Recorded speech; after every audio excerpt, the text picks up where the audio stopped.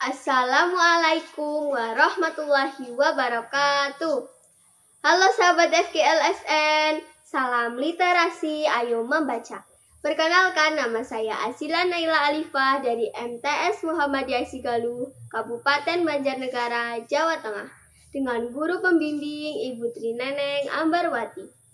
Pada kesempatan kali ini, saya akan menceritakan sebuah kisah yang berjudul Asal-Usul Curug Peletuk, yang diceritakan oleh Muhammad Argi Oktavian, mahasiswa Unsid Wonosobo. Berikut kisahnya.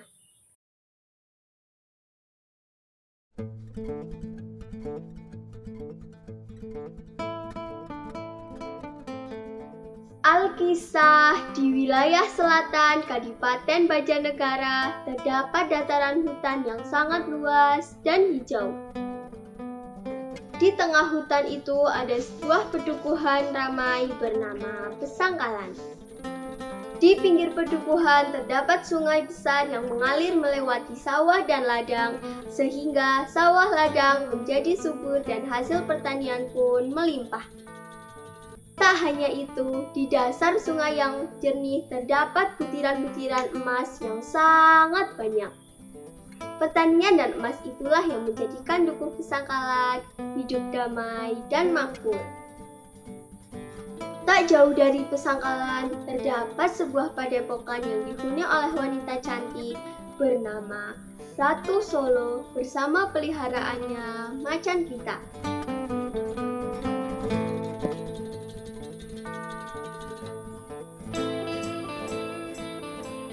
Ratu Solo adalah wanita anggun, arif, cerdas, dan baik hati. Karena kearifan dan kepintarannya, Ratu Solo dijadikan pemimpin oleh penduduk Pesangkalan. Pada suatu hari, Ratu Solo nampak gelisah, berjalan, mondar-mandir, sesekali duduk dan termenung, dan dia bergumam. Pesangkalan sangat kaya, hasil pertanian melimpah, emas pun melimpah. Dia kembali berjalan mondar-mandir dan bergumam lagi. Akan tetapi, wilayah di sini datar dan mudah dijangkau dari segala penjuru. Dia menatap Macan Pita dan berkata, "Apa yang harus saya lakukan untuk melindungi penduduk Pesangkalan? Wilayah Pesangkalan akan sangat mudah mendapat serangan penyamun dari manapun." Macan Pita hanya menatap Ratu Solo. "Apa yang harus saya lakukan untuk melindungi penduduk Pesangkalan?" Begitu gumam Ratu Solo seolah bertanya pada Macan Pita. Ketika Ratu Solo tengah termenung, datanglah sosok wanita cantik menghuni sungai bernama Dewi Kinayun.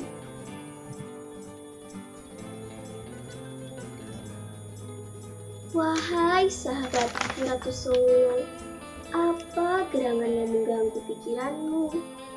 Begitu tanya Dewi Kinayun memecah keheningan. "Oh, aku khawatir dengan penduduk Pesangkalan ini. Mereka sangat makmur dan kaya. Namun, mereka tidak memiliki kemampuan untuk melindungi diri dan kekayaan yang mereka miliki." Jawab Ratu Solo menambahkan kekhawatiran dan kesedihan. Dewi Kinayun sontak menjawab, "Mengapa engkau tidak menggunakan kesaktianmu? Engkau bisa saja mengangkat tanah dengan mudah, membuat tebing-tebing agar para penyerang tidak mudah masuk wilayah Dukuh Pesangkalan." Ratu Solo diam sejenak. "Tapi, jika aku mengangkat tanah, membuat tebing-tebing dan bukit, seluruh sungai yang ada di wilayah ini akan mati, dan engkau tidak akan punya tempat tinggal lagi. Lalu, bagaimana dengan penduduk kita, minum dan mandi?" "Tenang saja sahabatku, aku akan menggunakan kekuatanku untuk mengeluarkan air dari dalam bumi. untuk mencukupi kebutuhan penduduk Pesangkalan. Bagaimana? Ratu Solo diam menatap Dewi Kinayu. Baiklah sahabatku, ayo kita buat tebing-tebing tinggi bersama. Dengan kekuatan mereka, sisi-sisi wilayah Dukuh Pesangkalan berubah menjadi tebing-tebing tinggi yang sulit dilalui oleh para penyerang dari arah manapun. Dewi Kinayun menggunakan kekuatannya untuk mengeluarkan air dari dalam bumi dan menjadi telaga kecil untuk tempat tinggalnya dan untuk memenuhi kebutuhan penduduk Pesangkalan. Seiring berjalannya waktu, kesaktian Dewi Kinayun lama-lama memudar dan telaga yang dibuat Dewi Kinayun mengering, sehingga Dewi Kinayun tenggelam di lumpur. Ratu Solo dan Macan Pita berusaha menolong Dewi Kinayun. Namun, Ratu Solo yang sudah lemah tidak bisa keluar dari lumpur dan meninggal di sana.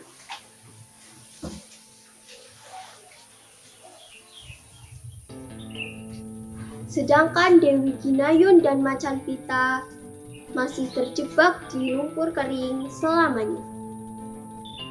Penduduk Pesangkalan mulai kekurangan pangan dan sedikit demi sedikit mulai meninggalkan Dukuh Pesangkalan. Pesangkalan pun menjadi sepi dan memprihatinkan.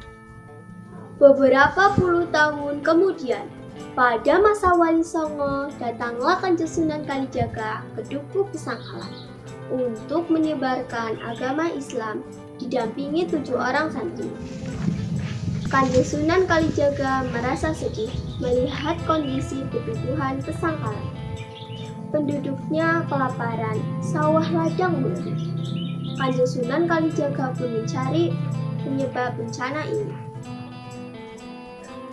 Berdasarkan informasi dari penduduk setempat bahwa sungai yang mengalir dari wilayah hutan telah mati, dan Kanjeng Sunan Kalijaga pun menyuruh santrinya yang bernama Empu Supa untuk pergi mencari sumber mata air. Dan Empu Supa dilarang kembali sebelum menemukan sumber mata air yang dimaksud penduduk. Empu Supa pun pergi menuju sebuah bukit yang dulunya merupakan padepokan Ratu Solo. Empu Supa tinggal di bukit itu sembari mencari sumber mata air. Ia membuat keris sebagaimana keahliannya. Sudah 1 bulan saya berada di sini, tapi belum juga menemukan sumber mata air. Aduh, perbekalan hampir habis, badan bau apek. Empu Supa mau muntah dengan bau bajunya sendiri. Bisa-bisa saya mati di sini. Empu Supa terus ngomong sendiri. Setelah menyelesaikan keris yang keempat, Empu Supa kelelahan dan tertidur. Dalam tidurnya, Empu Supa bermimpi didatangi sosok wanita cantik yang tak lain ialah Dewi Kinayu. Tolong aku, Empu, datanglah ke bawah pohon beringin di atas tebing. Tolong aku, Empu. Begitu kata Dewi Kinayu dalam mimpi Empu Supa. Empu Supa kaget dan terbangun. Astagfirullahaladzim, sudah 3 kali aku memimpikan hal yang sama. Ada yang tidak beres. Aku akan pergi ke bawah pohon beringin di atas tebing. Sesampainya di sana, Empu Supa kebingungan. Saya harus apa di sini? Tidak ada siapapun di sini. Saya akan meminta petunjuk dari Gusti Allah. Empu Supa kemudian melakukan semedi dan berzikir kepada Allah. Tak berselang lama, dalam semedinya muncullah Dewi Kinayun bersama Macan Pita. Wahai Empu Supa, terima kasih engkau telah berkenan datang ke sini. Aku adalah Dewi Kinayun, penunggu wilayah ini. Empu Supa menunjukkan hormat kepada Dewi Kinayun dan bertanya, "Ada apa gerangan engkau memanggilku ke sini, Dewi? Apakah ada yang bisa saya bantu? Aku sering melihatmu membuat keris-keris sakti. Apakah engkau mau membantuku mengeluarkan air di bawah pohon beting ini dengan menggunakan keris saktimu?" Begitu tanya Dewi Kinayun. Empu Supa termenung memandangi keris-kerisnya, dan Empu Supa tersenyum, menertawakan dirinya karena tidak terpikirkan olehnya untuk mengeluarkan air dari dalam bumi menggunakan keris saktinya. Tiba-tiba dia heran dan bertanya pada Dewi Kinayun, "Untuk apa kau butuh air? Kau bukanlah manusia." Dewi Kinayun menjawab, "Dulu saya adalah penunggu sungai ini yang ditugaskan untuk menjaga air dan emas yang melimpah di dasar sungai ini. Setelah sungai ini hilang, saya membuat telaga untuk tempat tinggal. Namun, lama-kelamaan kekuatan saya memudar dan telaga pun mengering. Saya bersama macan pita terjebak di lumpur kering." Dewi Kinayun bercerita penuh kesedihan. "Maukah engkau membantuku mengeluarkan air dari bawah pohon beringin ini, Empu?" Begitu ucap memelas Dewi Kinayun. Empu Supa menarik nafas dan berkata, "Baiklah Dewi, beri aku waktu untuk meminta petunjuk dari Gusti Allah." Suasana hening beberapa saat. "Baik, aku akan membantumu dengan beberapa syarat. Pertama, kau harus masuk Islam. Kedua, setelah air mengalir pasti ini menjadi curug, karena di bawah pohon beringin ini adalah tebing yang sangat tinggi. Suatu saat nanti pasti akan banyak orang datang ke sini. Aku tidak mau curug ini menjadi tempat maksiat dan dosa. Sudikah engkau menjaga curug ini dan berdoa kepada Allah setiap hal itu terjadi?" "Aku akan penuhi syarat itu. Doa apakah yang harus aku panjatkan kepada Allah?" jawab Dewi Kinayun penuh semangat.